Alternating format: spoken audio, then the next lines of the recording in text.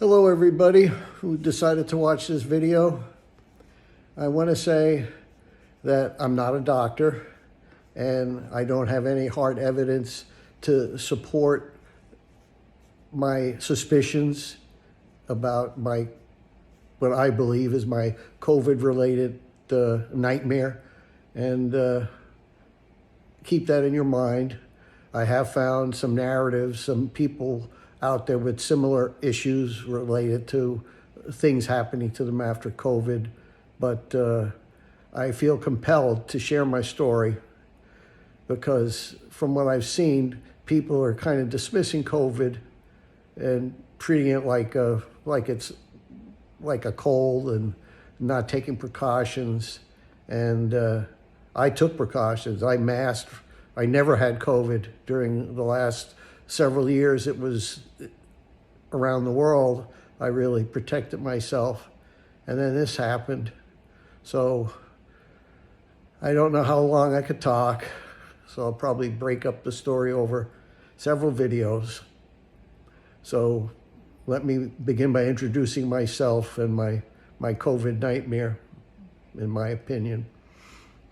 My name is Phil Pack. I am a retired science teacher and married for 43 years to my lovely wife. Have 2 children. One's a physician, one's an engineer. Have 2 grandchildren, which are the light of my life. I'm not the 72-year-old my grandfather was. I ski, I ice skate, I walk, I babysit my grandbabies, and I love gardening. During the pandemic, when we were isolating, I took up painting, and now I'm pretty darn good at it, that people want my work and even pay for it, which has surprised the hell out of me. But at any rate, we were careful. And my nightmare begins on April 16th of 2024. I woke up. It was allergy season. My nose was running. My eyes felt like sandpaper was rubbing them, and I didn't feel like going over to babysit at my daughter's house. But I did. I figured I'd take a shower. I'll feel better. I'll go. So I went there. They're adorable, the 2-year-old especially. Just the things she comes out with. And but as the day went on, I got fatigued. Every hour, the fatigue just set in.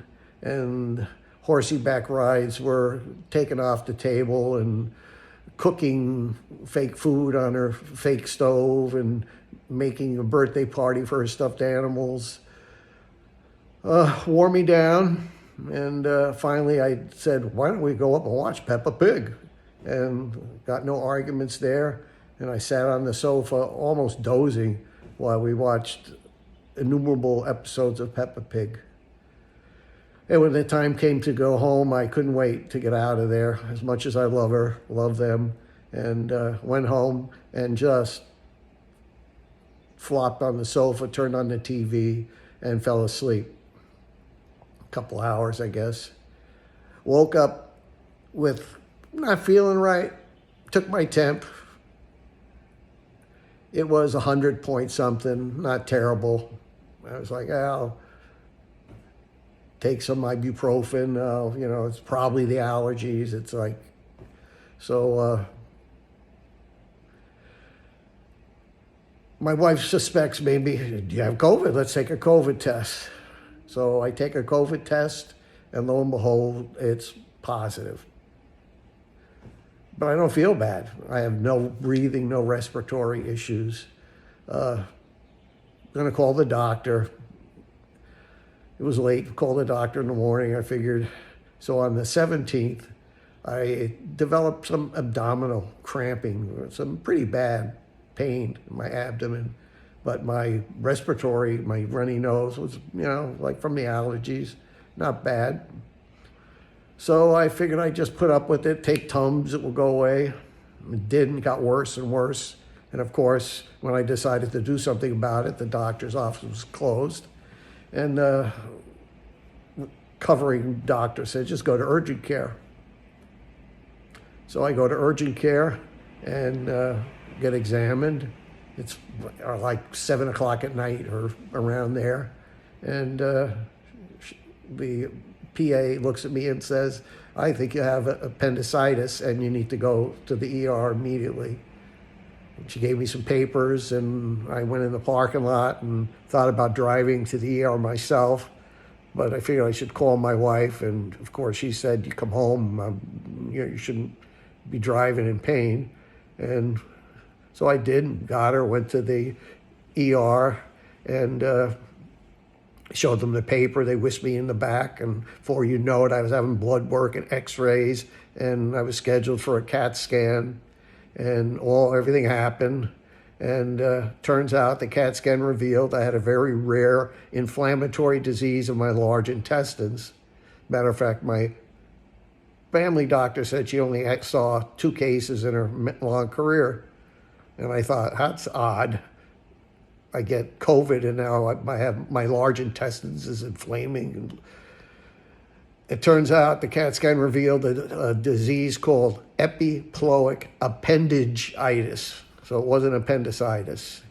And from what the doctors told me, that there are little pouchy things on the outside of your large intestines, and stuff could go in and they could get irritated, kind of like appendicitis.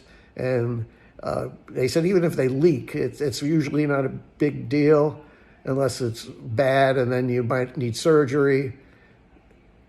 But 99.9% of the time, the inflammation just resolves itself somehow, and it's like I said, usually not an issue.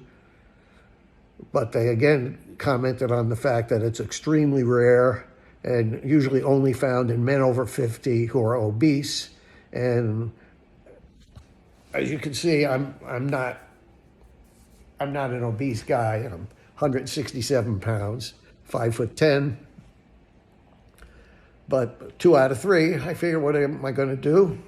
So about 8 hours go by before they release me. So now it's the 18th of March, and they tell me to follow up with an appointment with my doctor. So that Monday, I go see my doctor, and I'm feeling okay. I'm feeling fine. I was given Paxlovid, and 1 dose of Paxlovid just took away everything. I was no symptoms, no pain, nothing. So I was like, go Paxlovid. That's a miracle drug. When I brought up the connection between the COVID and this epiploic appendicitis, she was like, interesting. There's some stuff out there that says, the COVID virus can do some weird things, but I'm feeling fine. And Paxlovid did its magic. And so I go home and have a normal week, except I'm not babysitting my grandchildren. I'm isolating myself, wearing a mask, staying away from people. Then on a Saturday, almost like a week after, I didn't feel well. Took my temp, it was 102. And called the doctor, and actually my wife called the doctor because she ended up with COVID too, and also had a similar situation. And doctor said rebound COVID happens when you're on can't happen when you're on Paxlovid, and it comes back after a while. So I basically had like a good week or a week and a half or whatever from that Monday to the following Saturday. And so she said, I'm going to put you on a taper pack of prednisone. And prednisone taper, you take like 5 pills the first day, and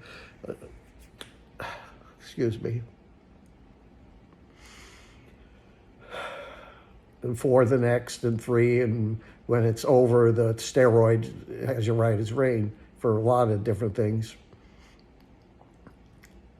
So I got the prescription, took it on a Thursday, and went to bed.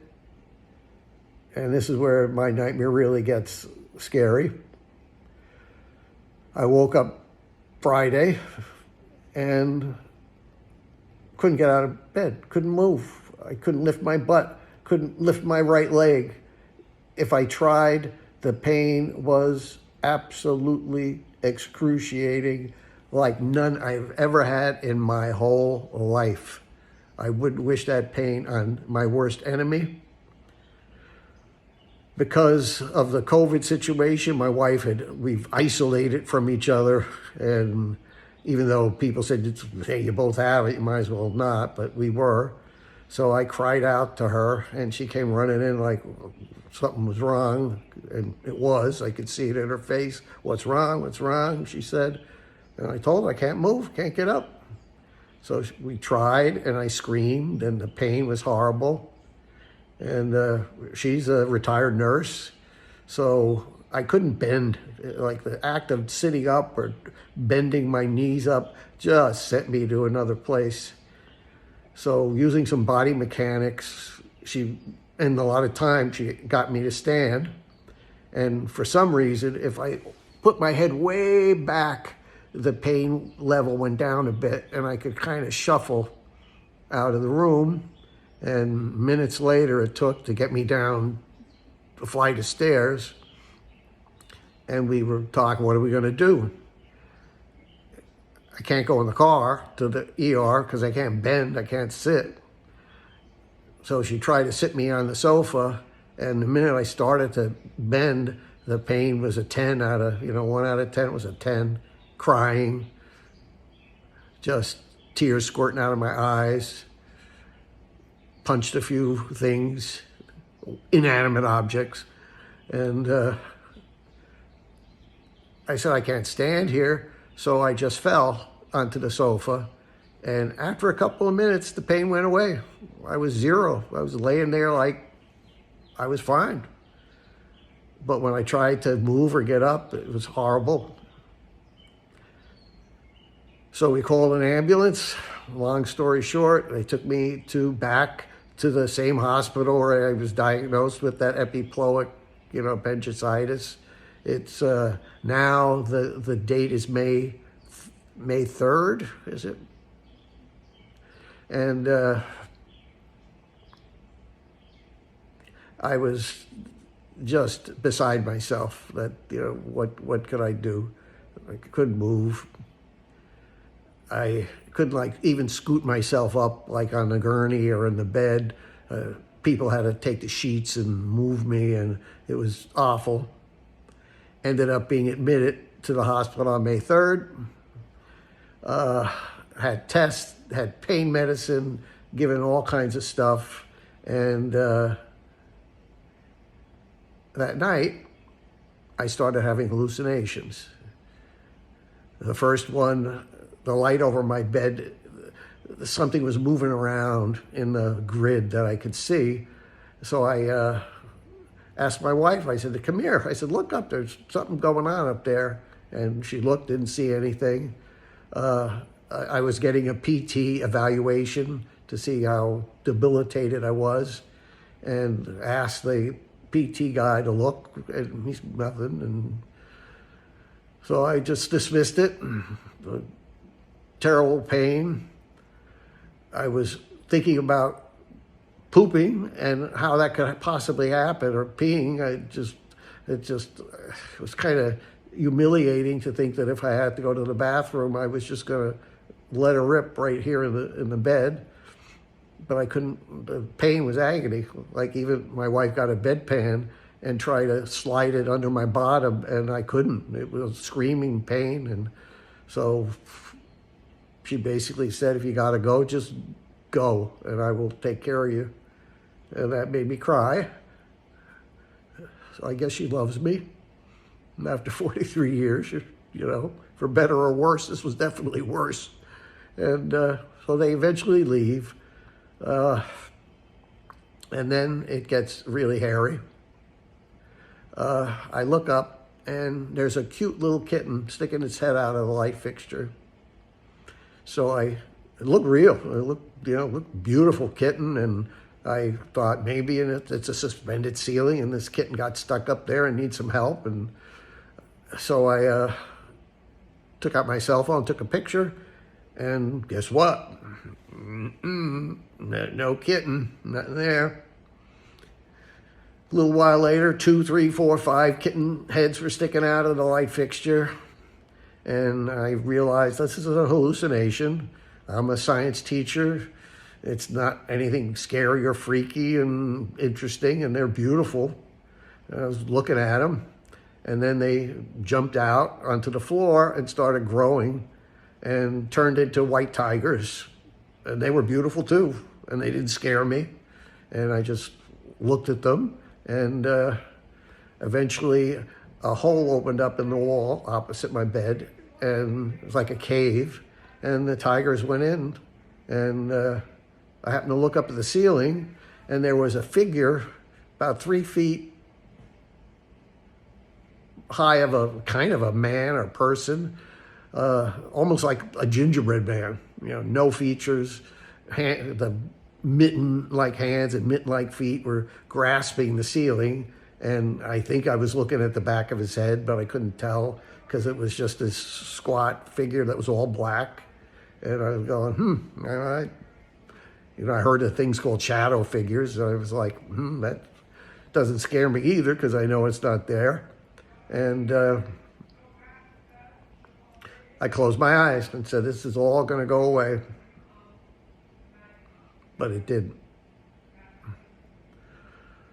I don't know how long it was, but later, these softball-sized spheres, orbs, whatever you want to call it, come flying in the window. And that little short guy is still hanging there, and they're buzzing around him. And there are shades of black and gray with little white in them. And they're just buzzing around the room, maybe 20 of them, zapping around. And I'm like, okay, let the show continue. And I still wasn't threatened. I still wasn't upset. I was in my right mind. I was awake. I was just taking it all in. And a minute or so later, this enormous white amoeba-like glob comes in through the window, and it's beautiful.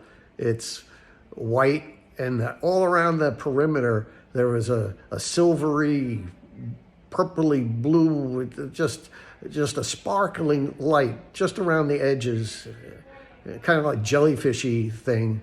And at first it was kind of transparent with like glitter and sparkles inside, but then it cleared, and it was like looking into the night sky with stars and the universe, and it was beautiful, just beautiful. And I wasn't afraid, but it was big. It took up about a quarter of the room in the corner opposite my bed. Excuse me. And I watched it, and then I turned to look at the orbs, and they were fading, and the man, or whatever it was at the ceiling, faded, and they were gone. And the only thing in the room was this amoeba-like giant orb, not orb, but this undulating thing, almost like something you'd see in an old Star Trek episode. And I looked at it, and I looked at it, and then I got a weird feeling my mother was there. Now, she died in 1979, many years ago when I was in my 20s. And quite frankly, I don't think of her much these days because it's been so long. But I felt her. And I felt like she was there somewhere in that universe, that thing I was looking at. And I felt like getting up out of bed and going into this thing. It's almost like a near-death kind of thing. I've watched those paranormal shows, so I was like, But I knew I couldn't get up. If I tried, the pain, I even tried to sit up a little bit to get a better look, and the pain was agonal. But it stayed there for a couple minutes. And all that while, I just kind of felt like my mom was there. And then it started to fade, almost like it knew, I'm not coming, I'm not moving, and it went away. I decided not to tell the doctors about this because I was afraid they'd think I was a psych case that would, get me admitted to the psych unit, and everybody's kind of freaked out by visions and hallucinations like this.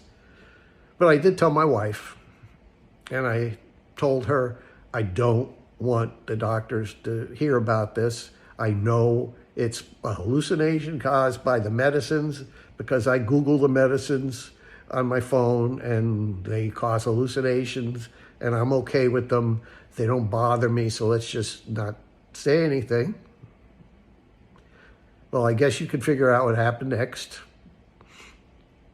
She's walking in, coming in to visit simultaneously with the doctor, and I hear her say in the hall, "Did he tell you about the hallucinations?" And I was like, "Crap, man, here it goes. Straitjacket's coming next, medication, tie me down to the bed so I don't walk around or something." I didn't want any of that to happen. And I was a little pissed off, frankly, and they come, and the doctor kind of figured out, yes, that's what this is, and this is the medicine. I'm cutting it in half, and I'm doing this. So I still can't move. I have to go to the bathroom. I'm very embarrassed.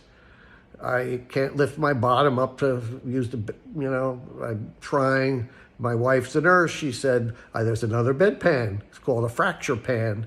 That has a very narrow profile, and I bet we could get that under you. So after some figuring out where one was and going to supply, I was able to still hold myself, and the fracture pan came, and it was able to be slid under me, and I had a bowel movement that filled the darn thing and made a mess of me. And I got a little tearful. And my wife was there, and she just cleaned me up and said, "Don't worry about it. I was a nurse. I did this. I love you. It's temporary," but it was hard to take. It was.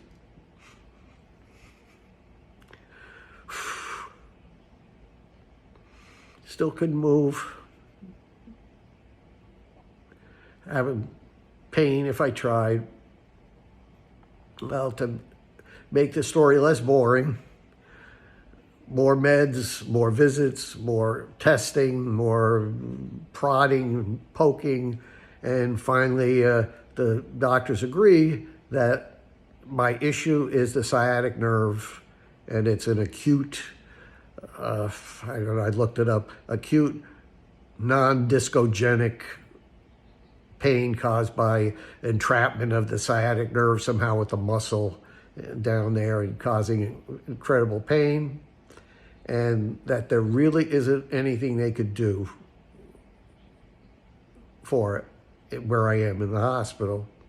So I came in May 3rd, May 4th, I was still there, May 5th, May 6th, May 7th, so 5 days. They tried stuff and finally decided the best course of action was to send me to a residential rehabilitation center and admit me there. And the best course of action was intensive physical therapy and occupational therapy along with some meds. And so I tried to be positive and say, well, although I might be there for weeks and weeks, that it's the next step. I've turned a page. So I'm going to stop here because I'm tired and I'm holding the phone over me and my arms are hurting. But I think my story is important enough, and the reason I'm telling it is to let people know that there's a lot we don't know about COVID, and it's still serious. And from what I've seen, people have just moved on and dismissed it, and you need not to. So when I feel a little better, I'm going to give you page 2 and let you know what's happening here, where I'm presently located in a residential rehab center. And it hasn't been pretty, and it's been awful painful. And I'll talk to you then. So pray for me. Good news is that I can lift my bottom up and I can move around in the bed. So there has been improved mobility, and I could even with some help, sit at the edge of the bed for 3 minutes before the pain knocks me out. And so I'll let you know what happened. So this is now May 7th, and I am being transferred to this facility. And stay tuned for the next update. And God bless you all, and I hope you all stay healthy.